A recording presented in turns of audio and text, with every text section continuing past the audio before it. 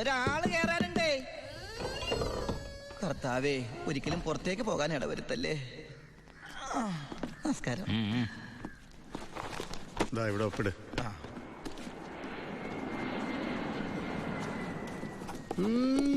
ഇത് ആരുടെ ഒപ്പാടാ? എന്റെ അപ്പന്റെ ഒപ്പ. അപ്പം മരിച്ചപ്പോ എനിക്ക് തന്നതാ. മതി മതി മതി. ഈ സാധനങ്ങളൊക്കെ സ്റ്റോറി കൊണ്ട് ഏൽപ്പിച്ച് ഡ്രസ് മാറി സെല്ലോട്ട്. ഞാനിപ്പ ഡീസന്റ് ആയി സാറേ. ഇതെന്റെ പേഴ്സല്ലേ? അതല്ലേ പറഞ്ഞ ഞാൻ ഡീസന്റ് ആയിരുന്നു. പോണ വഴിക്ക് പോലീസ് പിടിച്ചാൽ കൊടുക്കാനൊന്നും എന്റെ ഉണ്ടായിരുന്നില്ല. തുറന്നു നോക്കിയപ്പോ അതിന്റെ അകത്തും ഒന്നുമില്ല. ഇപ്പൊ ഇതിനകത്ത് വല്ലതും ഉണ്ടടാ? തുറന്നു നോക്ക്. പറഞ്ഞു, നിന്നെ പോലെ നല്ല കള്ളന്മാർ ഇപ്പൊ ഇല്ല. സാർ എന്നെ പുകട്ടരുത്, ഞാൻ പെരുങ്കള്ളനാകും. അകത്തോട്ട് പോടാ. ഈ പരോള് കഴിഞ്ഞു വന്ന വഴി ഞാൻ മറന്നു.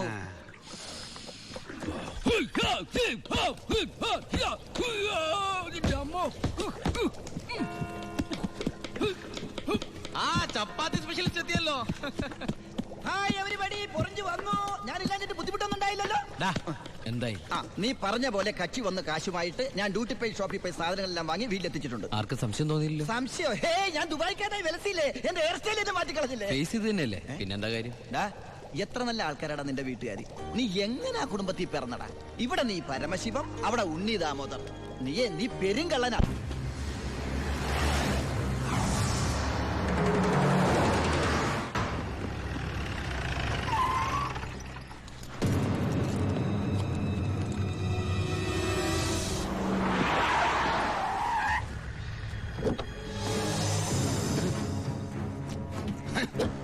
നീ വിഷമിക്കണ്ട മോനെ. വിഷമദ്യം കഴിച്ച് 3-4 തട്ടിപ്പോയത് കൊണ്ടാണല്ലോ നിനക്കിപ്പോ എന്റെ അകത്ത് കിടക്കേണ്ടി വന്നേ. അല്ലെങ്കിൽ നിന്റെ അപ്പൻ നിന്നെ പുല്ല് പോലെ പുറത്തിറക്കി കൊണ്ടുവന്നേ. നിനക്ക് ഇവിടെ യാതൊരു ബുദ്ധിമുട്ടും ഉണ്ടാകില്ല. അതിനുള്ള ഏർപ്പാടൊക്കെ ഞാൻ ചെയ്തിട്ടുണ്ട്. നമ്മൾ ഇത് എത്ര ജയില് കണ്ടിരിക്കുന്നടാ. അപ്പഴേ സാറേ, സൂപ്രണ്ട് സാറിനോടൊന്ന് പറഞ്ഞേക്കണം, അവൻ ജിന്നാടമർക്കിയുടെ മോനാണെന്ന്. ആടാ മോനെ, കുറച്ച് ദിവസം കഴിയുമ്പോ നിന്നെ ഞാൻ ഹോസ്പിറ്റലിലോട്ട് മാറ്റിച്ചോളാം.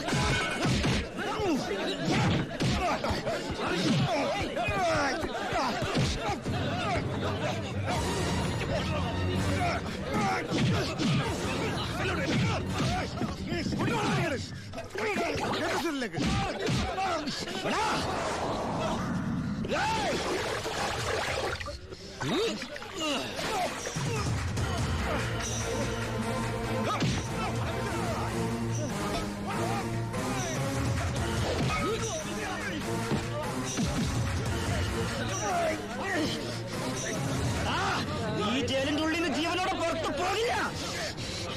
നിന്നെ കൊല്ലും ഞാൻ. നീ കരുതിരുന്നോ? നിന്നെ വിടില്ല, നിന്നെ വിടില്ല.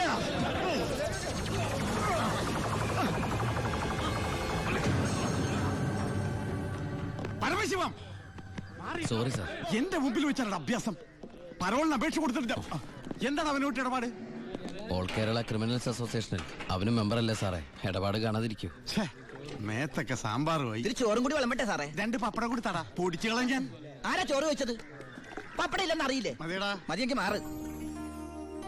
അവൻ എന്തിനാടാ നിന്നെ ചവിട്ടിയത്? അവനെന്നെ ചവിട്ടാൻ തോന്നിയിട്ടുണ്ടാവും. അപ്പൊ അവൻ എന്നെ ചവിട്ടാൻ തോന്നിയില്ലല്ലോ. അതിന് നീയല്ലല്ലോ അവന്റെ ഏട്ടനെ കൊന്നത്. നീ ഒരാളെ കൊന്നു എനിക്ക് വിശ്വസിക്കാനാവുന്നില്ല. കേട്ടുമടുത്തിട്ടുള്ള സാധാരണ പ്രശ്നം തന്നെ എന്റേതും. പക്ഷെ ഒരു നോർമൽ ആൾക്കുണ്ടാകാവുന്ന ഏറ്റവും വലിയ പ്രശ്നം സാമ്പത്തിക ബാധ്യത. കടം കൊണ്ട് നിൽക്കക്കള്ളിയില്ലാതെ ആത്മഹത്യയുടെ വക്കത്തെത്തി എന്റെ കുടുംബത്തെ എങ്ങനെയെങ്കിലും രക്ഷിക്കണമെന്ന ഉദ്ദേശത്തോടെ ഞാൻ നാടുവിടാൻ തീരുമാനിച്ചു. ഒരു രാത്രി എങ്ങോട്ട് പോണെന്നറിയാതെ നാഷണൽ ഹൈവേയിൽ ഞാൻ അങ്ങനെ നിന്നു. ഈ സമയം ദൂരെ നിന്ന് ദേവദൂതനെ പോലെ ഒരു ടാങ്കർ ലോറി വരുന്നത് ഞാൻ കണ്ടു. ദൈവം തോന്നിപ്പിച്ചാണോന്നറിയില്ല, ആ ഡ്രൈവർ വണ്ടി നിർത്തി. ഞാനും കൂടി പോന്നോട്ടെ? എങ്ങോട്ട്? അങ്ങനെ ഇന്ന സ്ഥലമൊന്നുമില്ല, എവിടം വരെ പോണു അവിടം വരെ. ആ കേറിക്കോ. ഓ അവിടെ കേറ്. സോറി.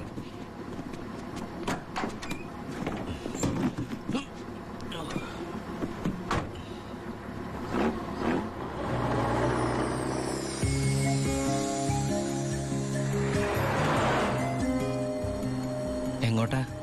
പോലീസ് പിടിച്ചില്ലെങ്കിൽ എത്തേണ്ടടുത്തെത്തും. പോലീസോ? ആ, അതെന്താ എന്റെ വണ്ടിയില്? സ്പിരിറ്റ്. സ്പിരിറ്റോ?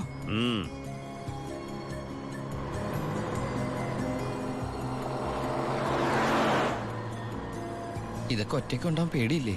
ഒറ്റയ്ക്ക് കൊണ്ടുപോകുന്ന അതിന്റെ സുഖം. പോലീസ് പിടിച്ചാൽ എന്നെ മാത്രം നോക്കിയാൽ മതിയല്ലോ. അപ്പൊ ഈ പോണ വഴിക്ക് പോലീസ് പിടിച്ച എന്റെ കാര്യം? അത് പോലീസുകാർ നോക്കിക്കോട്ടെ. നിന്നെ പിടിച്ച എനിക്കെന്താ? നിനക്ക് എന്നെ കുറിച്ച് ഒന്നും അറിയില്ല, എന്റെ പേര് പോലും. എന്താ ബായുടെ പേര്? അത് വേണ്ട. എന്തായാലും പറ ബായ്. നീ ഇപ്പൊ എന്താ വിളിച്ചത്? ബായ്. ഭായ്, അത് തന്നെ വിളിച്ചാ മതി.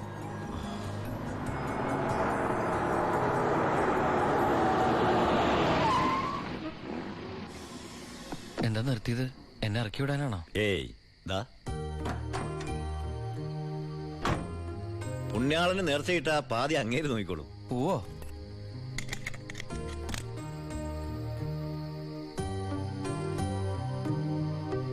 എന്റെ പുണ്യാള, നേർച്ചിടാനായിട്ട് എന്റെ കയ്യിലൊന്നുമില്ല. എന്നെ മുഴുവനായിട്ട് കാത്തോളണേ.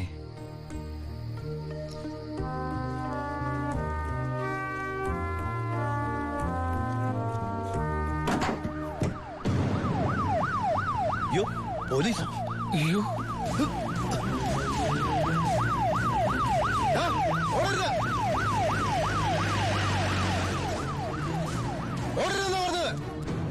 നീ എന്നതാടായി പറയുന്നത്? ലോഡ് പോലീസ് പിടിച്ചെന്നു. അതേ മുതലാളി, ഞാൻ ഓടി രക്ഷപ്പെട്ടതാ. ഇതിലെന്തോ ചതിയുണ്ട് ചേട്ടായി. കൊച്ചു മുതലാളി എന്നെ സംശയിക്കരുത്. വർഷം കുറെ ആയില്ലേ ഞാൻ നിങ്ങളുടെ കൂടെ ആയിട്ട്. എത്ര വർഷമായാലും നീ കള്ളപ്പണിയല്ലേ ചെയ്യണത്? കള്ളൻ എന്നും കള്ളൻ തന്നെയാടാ. ഇതേ ലക്ഷങ്ങളുടെ ഏർപ്പാടാ. ബേബി കുഞ്ഞേ, ചേട്ടോ, ചേട്ടാ സത്യം പറ, ഞങ്ങളുടെ ലോറിയിലൂടെ എങ്ങോട്ടാ മറിച്ചു വിറ്റത്? ഇയാളുടെ മോന്ത കണ്ടാലറിയാം 10 കാശ് കയ്യിൽ കിട്ടിയിട്ടുണ്ടെന്ന്. നമുക്ക് പോലീസ് പരാതിപ്പെടാൻ പറ്റില്ലല്ലോ, സംഗതി സ്പിരിറ്റ് അല്ലേ. ഇവനെ കൊണ്ട് സത്യം ഞാൻ പറയിപ്പിക്കാം. പറയടോ. ഞാൻ പറഞ്ഞത് സത്യമാ. നീ പറയില്ലല്ലേ? പറയടോ. ലോഡ് ആർക്കാ നീ മറിച്ചു വിറ്റത്? കുഞ്ഞേ,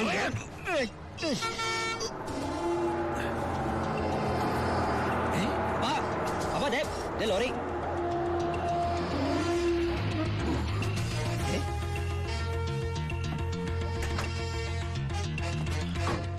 നല്ല ആളാട്ടാ. പോലീസിനെ കണ്ടപ്പോ ബായ് എന്തൊരു ഓട്ടോ ഓടിയത്. ഞാനാണെങ്കി പേടിച്ചും പോയി. പിന്നെ RC ബുക്കിലെ അഡ്രസ് അപ്പൊ ഒരു കണക്കിന് വണ്ടി ഇവിടെ എത്തിച്ചു. എനിക്കാണെങ്കി കാറൊക്കെ ഓടിച്ചുള്ള ചെറിയ പരിചയമുള്ളേ. എന്തൊരു പാടാ ഈ പണ്ടാറ് ഓടിക്കാനായിട്ട്. എന്റെ പുണ്യാളം കൊണ്ടുവന്നാ ഇവനെ. ഇത്രയും കാലം ജീവൻ പണയം വെച്ച് കൂടെ നിന്നിട്ടും നിങ്ങൾക്ക് ആർക്കും എന്നെ മനസ്സിലായില്ല. ചെയ്യുന്നത് കള്ളപ്പണിയാണെങ്കിലും അതൊരു സത്യമുണ്ടെന്ന് വിശ്വസിക്കുന്നവനാ ഞാൻ. ഇനി ഞാൻ നിങ്ങളോട് വന്നാൽ ശരിയാവില്ല. ഞാൻ പറഞ്ഞോട്ടെ, എന്നെ കൊണ്ട് കുറെ ഉണ്ടാക്കിയില്ലേ, ഇനി ഒറ്റയ്ക്ക് കൊണ്ട് ഉണ്ടാക്കിയാ മതി. എടാ ചാണ്ടിച്ച. അപ്പാ, ഇയാള് പോണേ പോട്ടപ്പാ. ഇയാളെ ചത്ത നമ്മള് ബിസിനസ് ഇല്ലേ?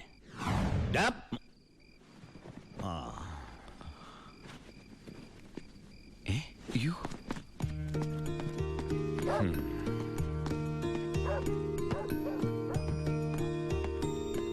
നീ എങ്ങോട്ടാ?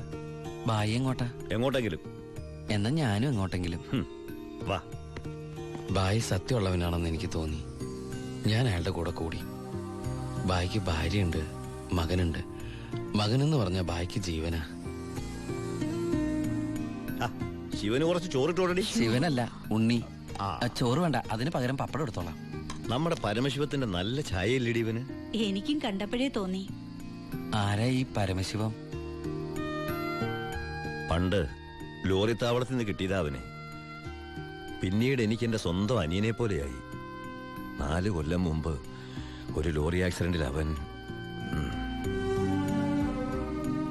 ഇന്ന് വഴിയോരത്ത് നീ നിൽക്കണ കണ്ടപ്പോ ഞാൻ അവനെ ഓർത്തുപോയി. അതാ നിർത്തിയത്. എന്നെ ആ അനിയനായിട്ട് കണ്ടൂടെ? അതിനെന്താടാ ശിവ? ശിവനല്ല, ഉണ്ണി. എനിക്ക് നീ ശിവൻ തന്നെയാ. അങ്ങനെ ഉണ്ണി എന്ന ഞാൻ ബായിക്ക് ശിവനായി.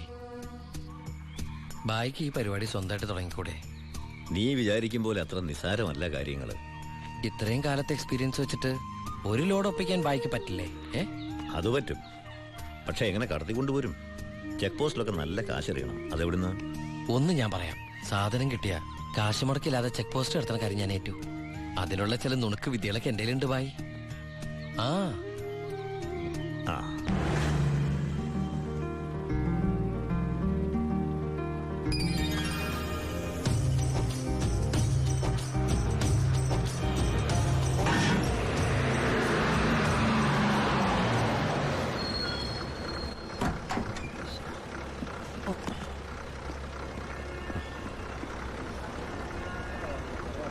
സാറേ, വണ്ടി എന്താണ് വണ്ടിയില്?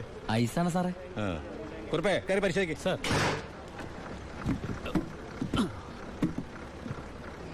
നന്നായി പരിശോധിക്കണോ? സാർ സാറേ പെട്ടെന്നായിക്കോട്ടെ, അല്ലെങ്കിൽ ഐസ് ഐസ് വാട്ടർ ആവും. സാറേ ഇത് ഫുൾ ഐസാ. ആ അടച്ചേക്ക്. ഓ ചാടിക്കോ അല്ലെങ്കിൽ ഐസാവും.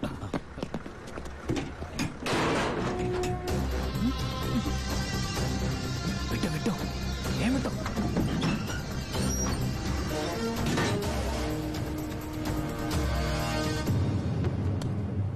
പെട്ടെന്നാവട്ടെ.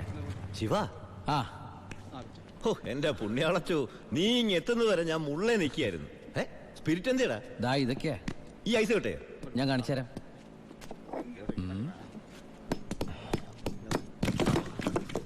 ദാ ഒറിജിനൽ സ്പിരിറ്റ്.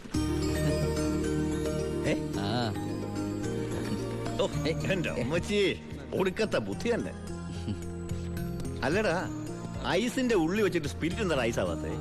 എന്റെ ബായ്, വെള്ളം 0 ഡിഗ്രി സെന്റിഗ്രേഡിൽ ഐസ് ആവും. പക്ഷെ സ്പിരിറ്റ് ഐസ് ആവണമെങ്കിൽ -112 ഡിഗ്രിയെങ്കിലും വേണം. കെമിസ്ട്രി പഠിച്ചതിന്റെ ഗുണ. എന്തായാലും കെമിക്കലി കണ്ടുപിടിച്ചു. കെമിസ്ട്രി അല്ല, കെമിസ്ട്രി. ആ അവൻ ഭയങ്കര തന്നെ. ഇത് എത്ര രൂപയുടെ മുതലാന്ന് അറിയാമോ നിനക്ക്? നിനക്ക് ഞാൻ എന്താ തരേണ്ടത്? ഈ ലാഭത്തിന്റെ പകുതി നീ എടുത്തു അല്ലേ? വേണ്ട, ഇത് മുഴുവൻ നീ എടുത്തു. വേണ്ട ബായ്. ബായ് ആ ചിന്നാടന്മാരെ അവിടെ ജോലി ചെയ്തിരുന്നപ്പോ ഒരു ലോഡിന് എത്ര രൂപ കിട്ടിയിരുന്നേ? 5000 രൂപ. ആ 5000 രൂപ മതി എനിക്ക്. അല്ല ഇവര് ഞാനും ബായ് തമ്മിൽ എന്താ വ്യത്യാസം? ആണ് നീ പല അടവുകൾ ഉപയോഗിച്ച് വാളയാർ ചെക്ക് പോസ്റ്റ് വഴി പലതവണ ഞാൻ സ്പിരിറ്റ് കടത്തി ഒരു നാൾ പിടിക്കപ്പെട്ടു. ചെക്ക് പോസ്റ്റുകളിൽ ഞാൻ പണം വാരിയെറിഞ്ഞു. ഉദ്യോഗസ്ഥന്മാരിൽ ഭൂരിഭാഗവും എന്റെ സ്വാധീന വലയത്തിലായി. പിന്നെല്ലാം അവരുടെ അനുവാദത്തോടെയായി. ബായിക്ക് വീടായി, കാറായി, ലോറികളായി. ബായിയുടെ വലങ്കയായി ഞാൻ അവിടെ പരമശിവം എന്ന പേരിൽ അറിയപ്പെട്ടു. വാളയാർ പരമശിവം.